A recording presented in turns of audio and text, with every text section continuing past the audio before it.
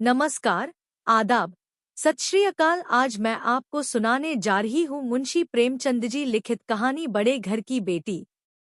बेनी माधव सिंह मौजा गौरीपुर के जमींदार नंबरदार थे। उनके बुजुर्ग किसी जमाने में बड़े साहिब सरवत थे। पुख्ता तालाब और मंदिर उन्हीं की यादगार थी। कहते हैं, इस दरवाजे पर पहले हाथी झूमता था। उस हाथी का मौजूदा निमोल बदल एक बूढ़ी भैंस थी जिसके बदन पर गोश्त तो न था मगर शायद दूध बहुत देती थी, क्योंकि हर वक्त एक न एक आदमी हांडी लिए उसके सर पर सवार रहता था। बेनी माधव सिंह ने निस से जायद जायदाद वकीलों की नजर की और अब उनकी सालाना आमदनी 1000 से जायद न थी। ठाकुर साहब के 2 बेटे थे। बड़े का नाम श्रीकंठ सिंह था।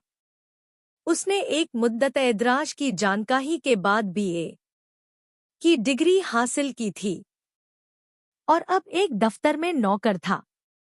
छोटा लड़का लाल बिहारी सिंह दोहरे बदन का सजीला जवान था। भरा हुआ चेहरा, चौड़ा सीना, भैंस का 2 सेर ताज़ा दूध का नाश्ता कर जाता था। श्रीकंठ उससे बिल्कुल मुज्जाद थे। इन ज़ाहिरी रूबियों को उन्होंने 2 अंग्रेजी हुरूफ बीए पर कुर्बान कर दिया था। इन्हीं 2 हरफों ने उनके सीने की कुशादगी, भद की बुलंदी, चेहरे की चमक सब हज़म कर ली थी। ये हजरत अब अपना वक्त फुर्सत तिब के मुताले में सर्फ करते थे। आयुर्वेदिक दवाओं पर ज्यादा अधीदा था। शाम सवेरे उनके कमरे से अक्सर खरल की वुशगवार पहम सदाएं सुनाई दिया करती थी। लाहौर और कलकत्ता के वैदों से बहुत धतो किताबत रहती थी। श्रीकंठ इस अंग्रेजी डिग्री के बावजूद अंग्रेजी मुआशरत के बहुत मद्दाह न थे, बल्कि इसके बरक्स वो अक्सर बड़ी शद्दोमत से उसकी मजम्मत किया करते थे। इसी वजह से गांव में उनकी बड़ी इज्जत थी। दशहरे के दिनों में वो बड़े जोश से रामलीला में शरीक होते और खुद हर रोज कोई न कोई रूप भरते। उन्हीं की जात से गौरीपुर में रामलीला का वजूद हुआ। पुराने रस्म और रिवाज का उनसे ज्यादा पुरजोश वकील मुश्किल से होगा। खुसूसन मुश्तरका आंदान के वो जबरदस्त हामी थे। आजकल बहुओं को अपने कुनबे के साथ मिलजुल कर रहने में जो वहशत होती है, उसे वो मुल्क और धौम के लिए फालेबद हयाल करते थे। यही वजह थी कि गांव की बहुएं उन्हें मजबूलियत की निगाह से न देखती थीं। बाज़ शरीफजादियां तो उन्हें अपना दुश्मन समझतीं। खुद उन्हीं की बीवी उनसे इस मसले पर अक्सर जोर शोर से बहस करती थी, मगर इस वजह से नहीं कि उसे अपने सास-ससुरे देवर-जेठ से नफरत थी, बल्कि उसका ख्याल था कि अगर गम खाने और तरह देने पर भी कुनबे के साथ निभा न हो सके तो आए दिन की तकरार से जिंदगी तल्ख करने के बजाय यही बेहतर है कि अपनी खिचड़ी अलग पकाई जाए। आनंदी एक बड़े ऊंचे खानदान की लड़की थी। उसके बाप एक छोटी सी रियासत के तल्लुरेदार थे। आलीशान महल, 1 हाथी, 3 घोड़े, 5 वर्दीपोश सिपाही, फिटन, बहलिया, शिकारी कुत्ते, बाज, बहरी, शिकरे, जर्रे, फर्शफ्रोश शीशा आलात, ऑनरेरी मजिस्ट्रेटी और धर्ज जो एक मुअज़्ज़ तल्लुरेदार के लवाजिम हैं। वो उनसे बहरावर थे। भूप सिंह नाम था। फरादिल, हौसलामंद आदमी थे, मगर किस्मत की ढूबी लड़का एक भी न था। 7 लड़कियां ही लड़कियां हुईं और 7 जिंदा रहीं।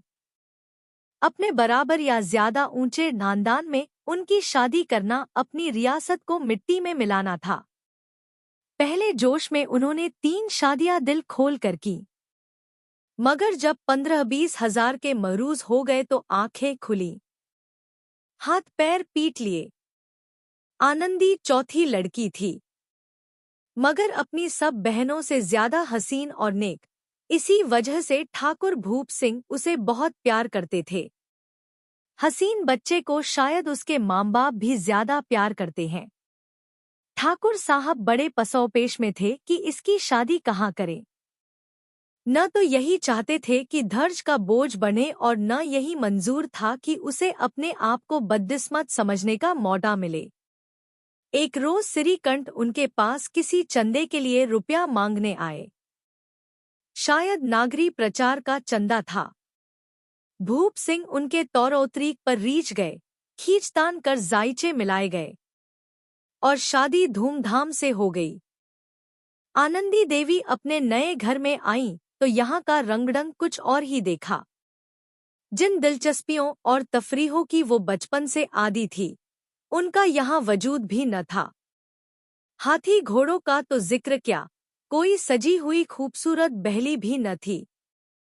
रेशमी स्लीपर साथ लाई थी, मगर यहाँ बार कहाँ मकान में खिड़कियां तक न थीं।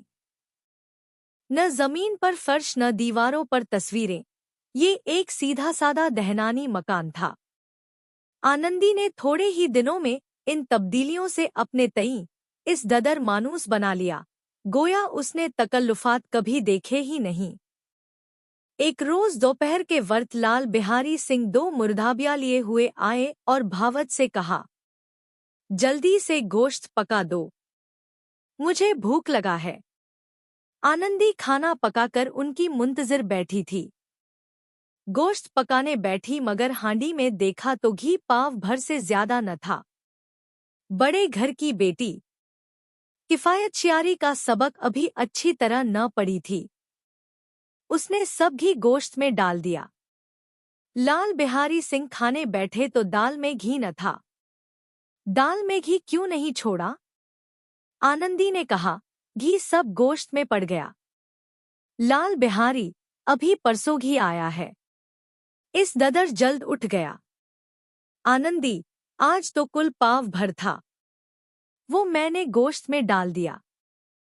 जिस तरह सूखी लकड़ी जल्दी से जल उठती है, उसी तरह भूख से बावला इंसान जरा बात पर तुनक जाता है। लाल बिहारी सिंह को भावच की ये जबानदराजी बहुत बुरी मालूम हुई।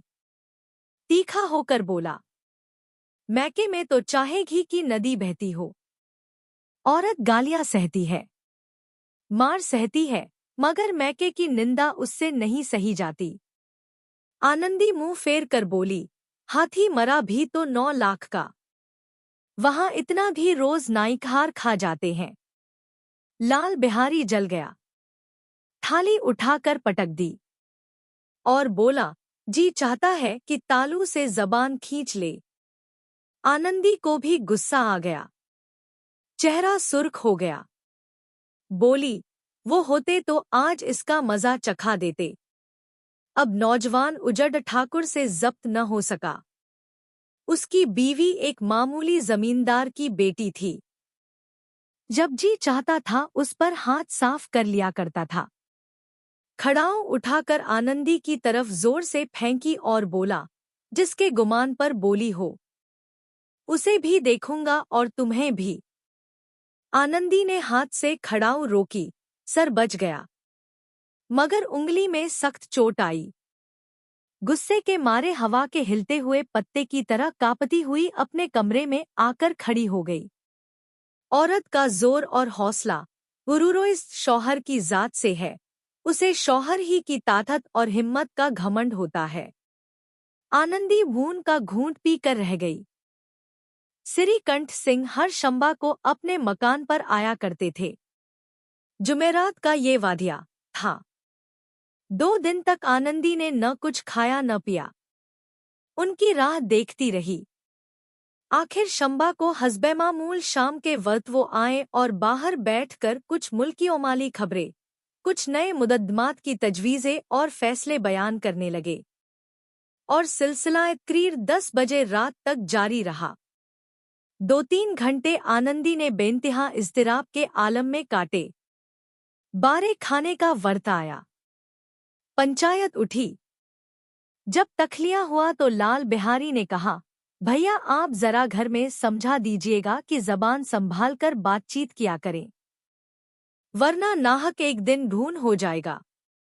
बेनी माधव सिंह ने शहादत दी, बहुबेटियों की ये आदत अच्छी नहीं कि मर्दों के मुंह लगे। लाल बिहारी, वो बड़े घर की बेटी है, तो हम लोग भी कोई कुर्मीखार नहीं है। श्रीकंठ, आखिर बात क्या हुई? लाल बिहारी, कुछ भी नहीं, यूं ही आप उलझ पड़ी। मैके के सामने हम लोगों को तो कुछ समझती ही नहीं। श्रीकंठ खा पी कर आनंदी के पास गए। वो भी भरी बैठी थी और ये हजरत भी कुछ तीखे थे। आनंदी ने पूछा, मिजाज तो अच्छा है? श्रीकंठ बोले, बहुत अच्छा है। ये आजकल तुमने घर में क्या तूफान मचा रखा है? आनंदी के तेवरों पर बल पड़ गए और झुंझलाहट के मारे बदन में पसीना आ गया। बोली, जिसने तुमसे ये आग लगाई है उसे पाऊं तो मुंह झुलस दूं। श्रीकंठ, इस ददर तेज क्यों होती हो? कुछ बात तो कहो। आनंदी, क्या कहूं? किस्मत की धूबी है, वरना एक गवार लौंडा जिसे चपरासीगिरी करने की भी तमीज नहीं, मुझे खड़ाओं से मार कर यूं न अकड़ता फिरता, बोटियां नुचवा लेती। इस पर तुम पूछते हो कि घर में तूफान क्यों मचा रखा है? श्रीकंठ, आखिर कुछ कैफियत तो बयान करो, मुझे तो कुछ मालूम ही नहीं। आनंदी, परसों तुम्हारे लाडले भाई ने मुझे गोश्त पकाने को कहा। घी पाव भर से कुछ ज्यादा था। मैंने सब गोश्त में डाल दिया। जब खाने बैठा तो कहने लगा, दाल में घी क्यों नहीं? बस उसी पर मेरे मैके को बुरा-भला कहने लगा। मुझसे बर्दाश्त न हो सका। बोली कि वहां इतना घी नाईखार खा जाते हैं और किसी को दबर भी नहीं होती। बस इतनी सी बात पर उस जालिम ने मुझे खड़ाऊं फेंक मारी। अगर हाथ से न रोकती तो सर फट जाता। उससे पूछो कि मैंने जो कुछ कहा है सच है या झूठ। श्रीकंठ की आंखें लाल हो गईं। बोले, यहां तक नौबत पहुंच गई। ये लौंडा तो बड़ा शरीर निकला। आनंदी रोने लगी, जैसे औरतों का फायदा है, क्योंकि आंसू उनकी पलकों पर रहता है। औरत के आंसू मर्द के गुस्से पर रोदन का काम करते हैं। श्रीकंठ के मिजाज में तहम्मुल बहुत था। उन्हें शायद कभी गुस्सा आया ही न था।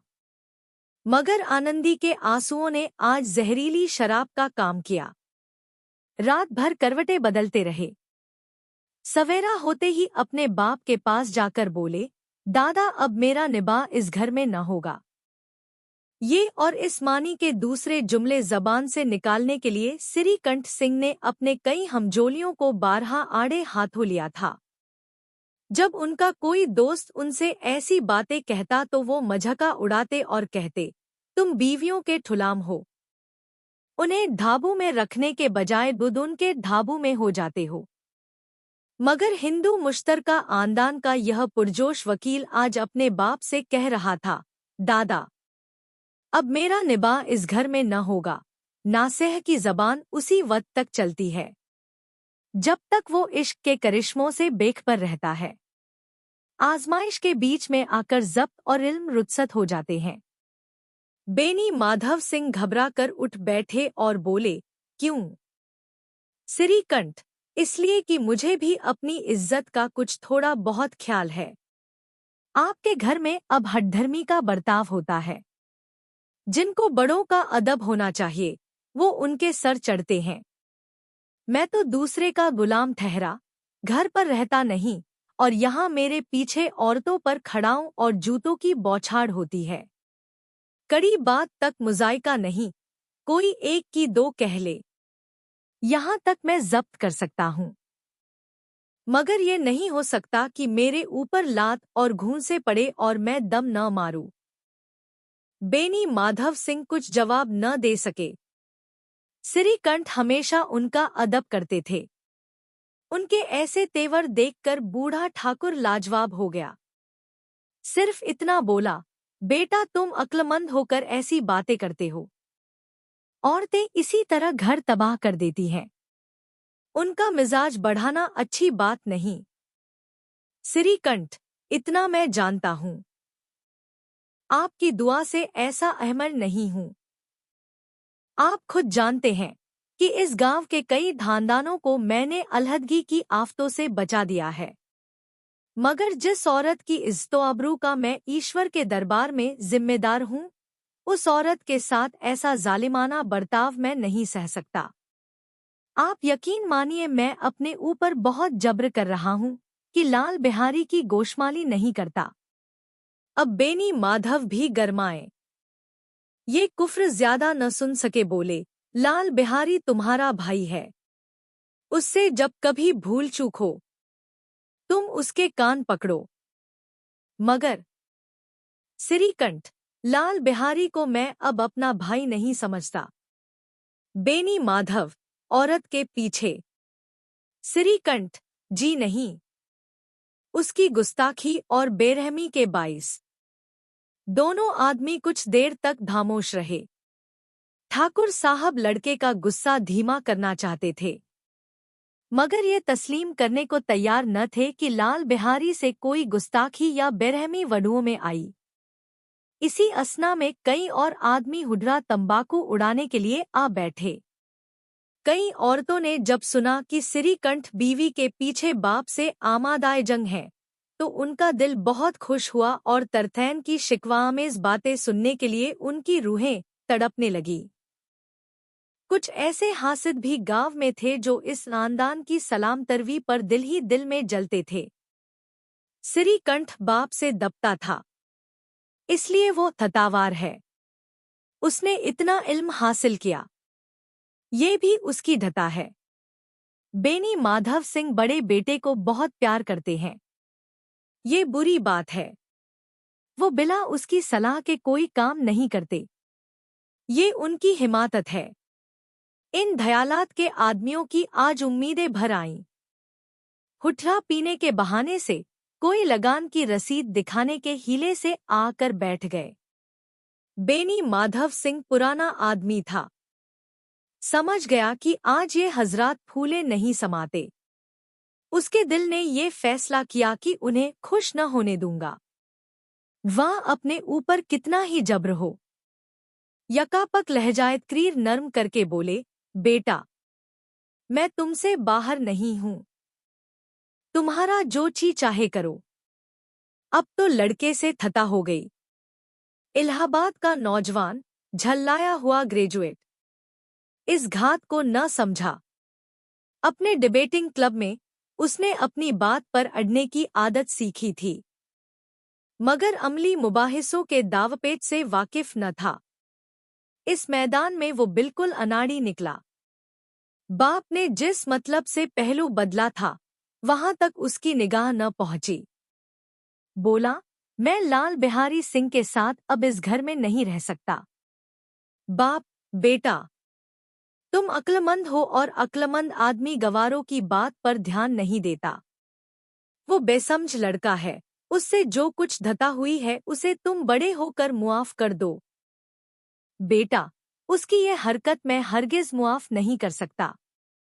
या तो वही घर में रहेगा या मैं ही रहूंगा।